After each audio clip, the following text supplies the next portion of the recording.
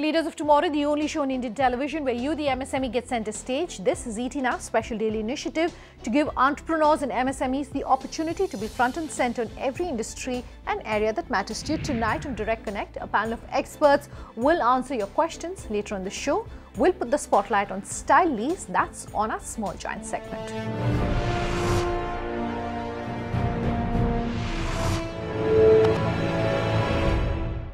On Direct Connect tonight, we have Prabhakar Dalal. He's the former ED of the Exim Bank, as well as Manish Bansal. He's the CEO of the SME Value Advisors, to answer all of the questions that have been sent to us previously.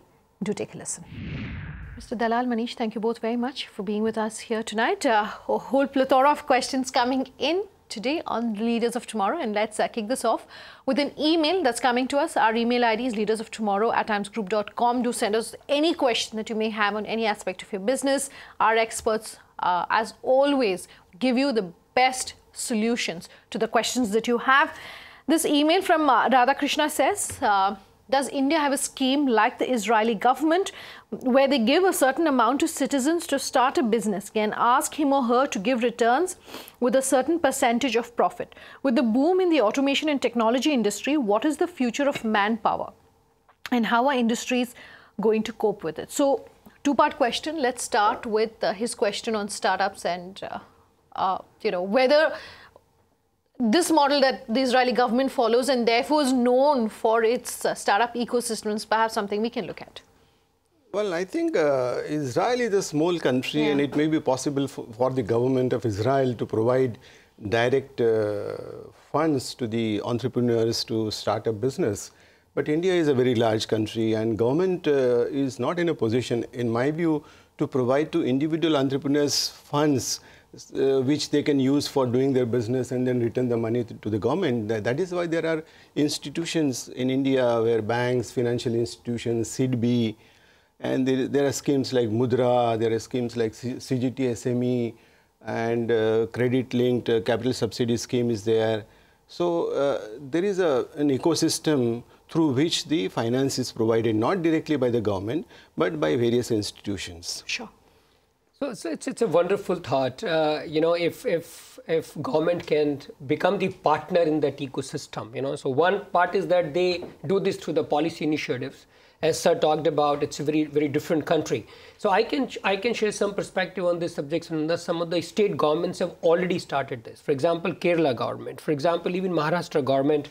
In the recent discussion with some of the ministry people, I found that they are working on this scheme, where the model is the equity participation model. So in any startup, based upon the certain criteria, they will take the equity stake and try to liquidate that over a period of time so that the money can be permanent to the another business. Sure. So they're already working upon it. Some states, if you do the research on, you will find already on that subject. And government, central government can't do it, right? So what they do it through SIDBI. So SIDBI has the funds and various kinds of funds, in fact, to help these startups, in their journey of the equity participation.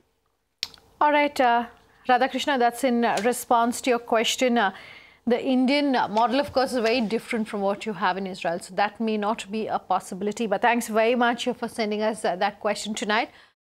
Ajay has sent us this email saying, I'm starting a new company in the solar power space. I would like to ask your experts the following questions. Everyone wants to use solar power, but no one wants to spend on setting up a solar power plant on their rooftops. What's the solution for gaining access to finance for the solar power plant? Also, awareness of solar power is really low. What would be the best marketing strategy to reach out to the masses and make solar power an essential part of everyone's life? He's talking about a two-part question. One, he says no one wants to spend on solar energy. And two, he's talking about a marketing strategy. Well, it is true that there is not enough awareness, especially among the masses, for use of solar energy. And he has talked about the rooftop solar panels, but it is happening now in Mumbai. Many societies have adopted that. And for that marketing strategy, one I have seen myself is that the companies which provide panels, they go to the AGMs or the meetings of the managing committees of the cooperative societies. They make a presentation how much benefit the society will derive in terms of saving on electricity for the common facilities. So I think that is one method of marketing solar panels. And then they also, generally people are not aware, so they can, there's nothing much involved in terms of technology. Once the panel is set up, is connected on one side to inverter, to the other side to the grid. It's done, like not much technology is involved and people are not aware of it. So once it is done, there is, there is no operating cost also involved in that once the solar panel is involved. He is aware of it, I'm sure. So I think he should do marketing through these means. Sure.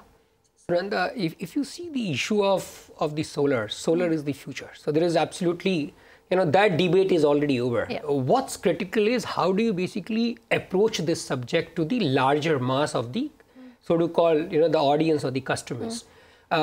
One most important impediment in this process is the capex, because if you see the solar power versus the other means of the so-called production of energy, there's always a challenge when it comes to putting the facilities because the capex will be larger.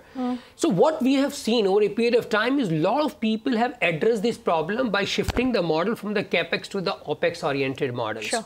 So instead of saying, boss, it will cost, let's say, 5 lakh rupees or 10 lakh rupees for putting up this grid, let's charge you 10,000 rupees a month for the next, the 10, 15 years. So one part which is seen clearly is the capex to the opex model transition.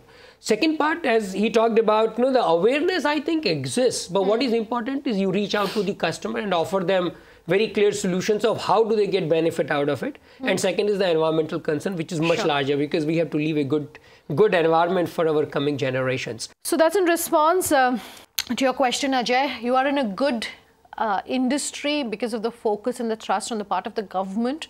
So do look then at where that gap is happening in terms of being able to get the information and also being able to get the funding.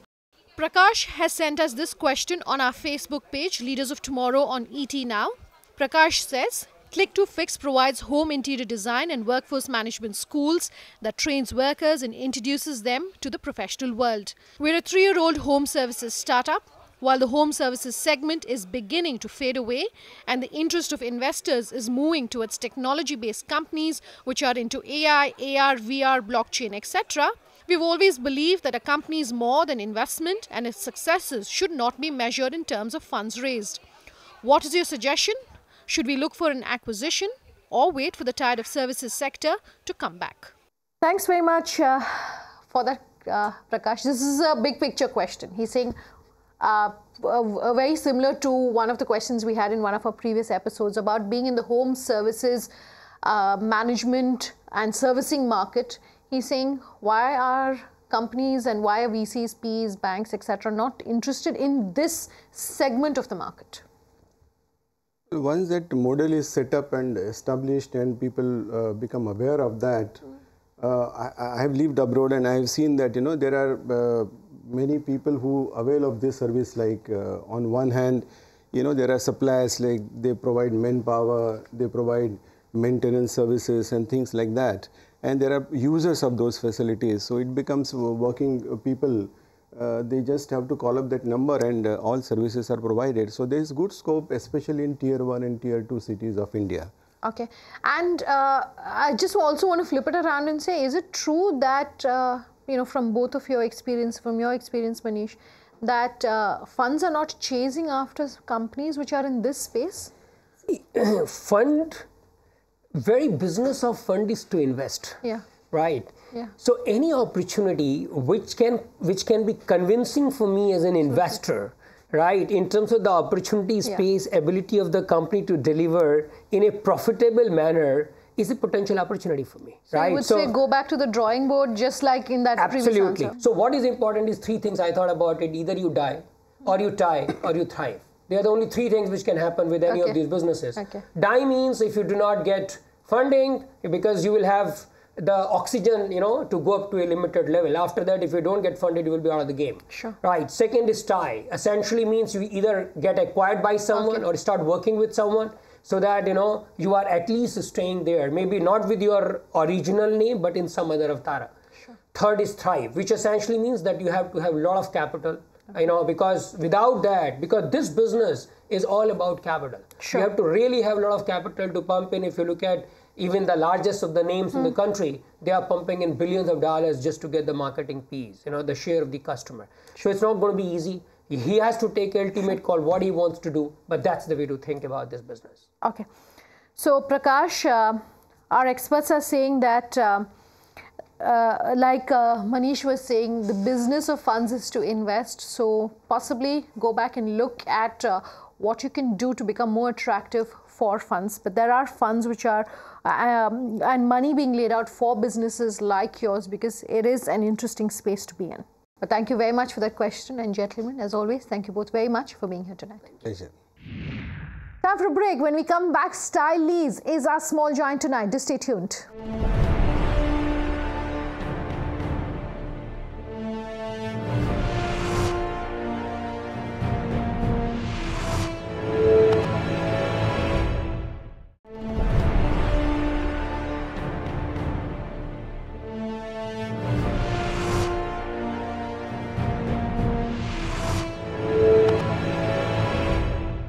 Welcome back. You're with us here on Leaders of Tomorrow, and Small Giants tonight is focusing on Stylease.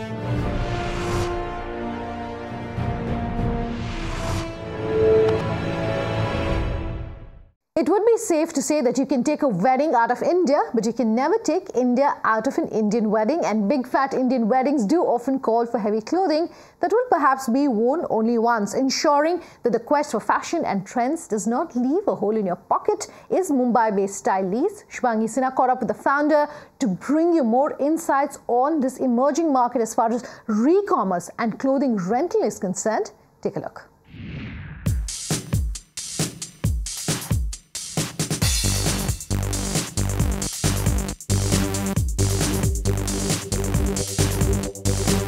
They say when you put something on the internet, it never really goes off it.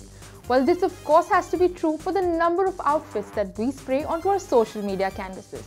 But then, not repeating an outfit and not even paying a huge amount for it. That seems to be a challenge that few have been able to solve. And one of the companies who's doing just this is Stylease.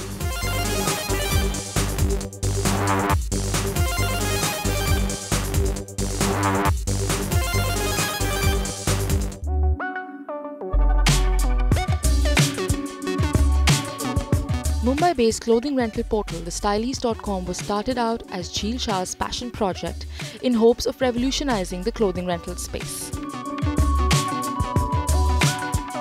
So Jheel, I understand that you come from a family of fashion lovers and fashion enthusiasts. Yes. Talk to me about what really was the inspiration behind starting Stylease, and what in fact was the gap that you were trying to bridge when you started out? So the initial idea was basically because my mother's a fashion designer, my sister's a fashion designer. So I come from a fashion family of sorts. So a couple of years ago, we realized when I was abroad that I used to make a whole bunch of outfits for family friends' weddings or friends' weddings, and never use them after 1 or 2 times because I didn't live here as often.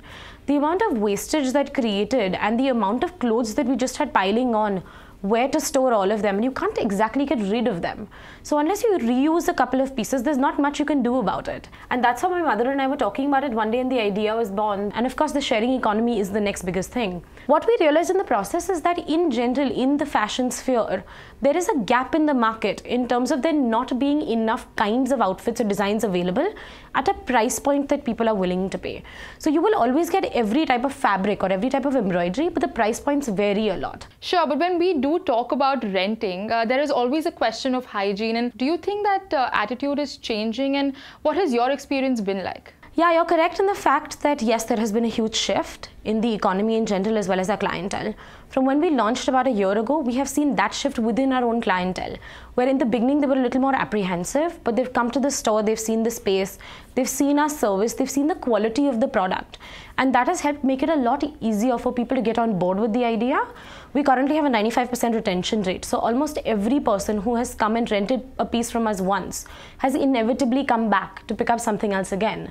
Now that is to the fact that we constantly keep adding new styles, styles, we have different wardrobes, we're now building our own cocktail collection and so on and so forth. So as long as we're building our own collection and people have more variety to choose from, it's definitely been a shift in focus. And it's been a lot easier for accept it as well, for people to accept it. But they've seen the product themselves within the store and decided that, okay, this looks exactly like brand new. It doesn't look like somebody's worn it before. The quality is top notch, which is the main problem with people, because you repeat your own clothes as well.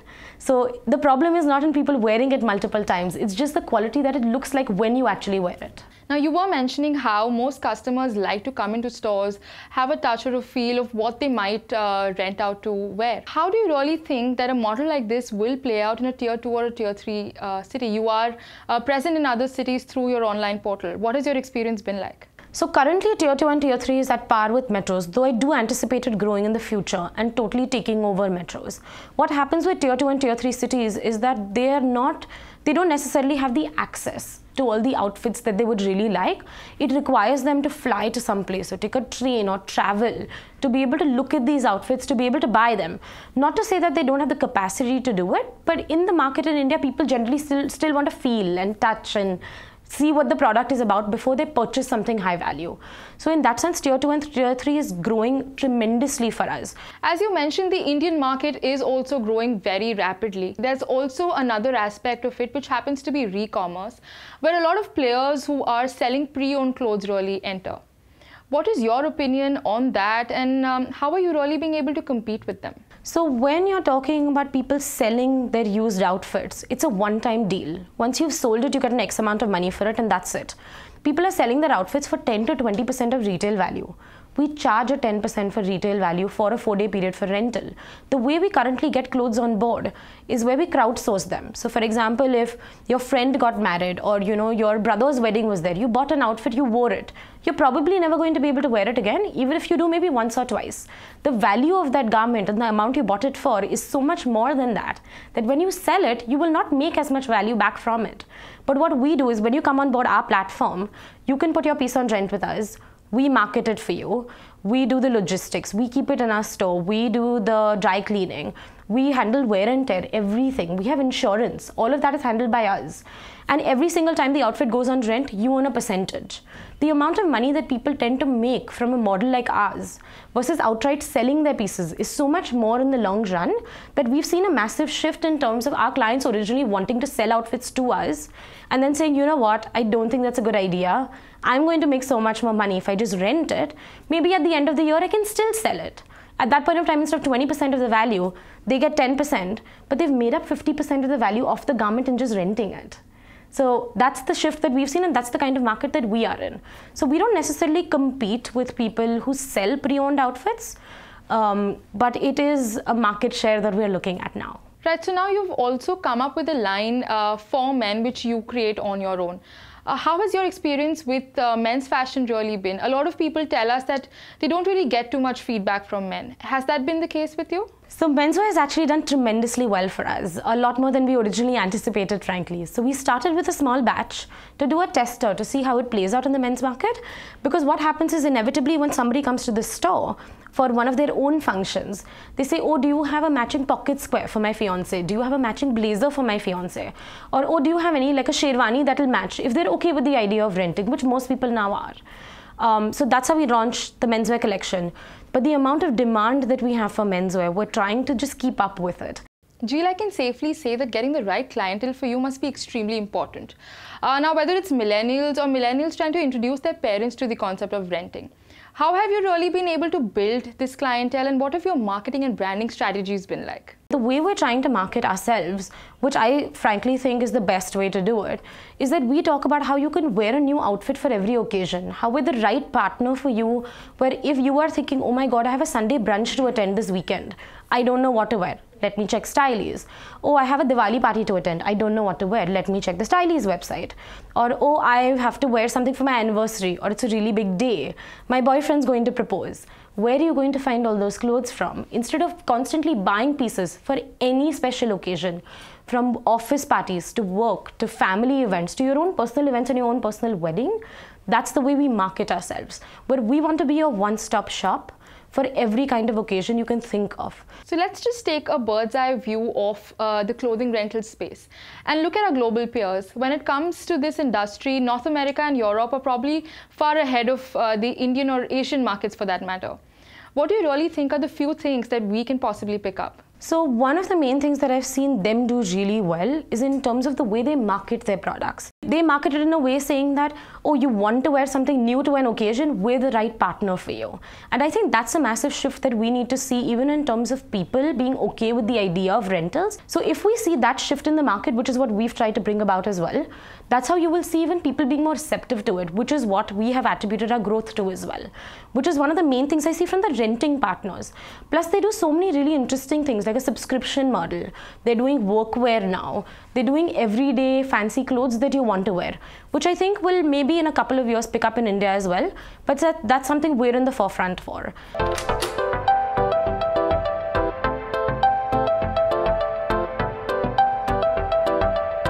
With a convenient renting solution for fashion-conscious consumers, true to its name, Stylease is in fact putting the ease and sustainability right back into style.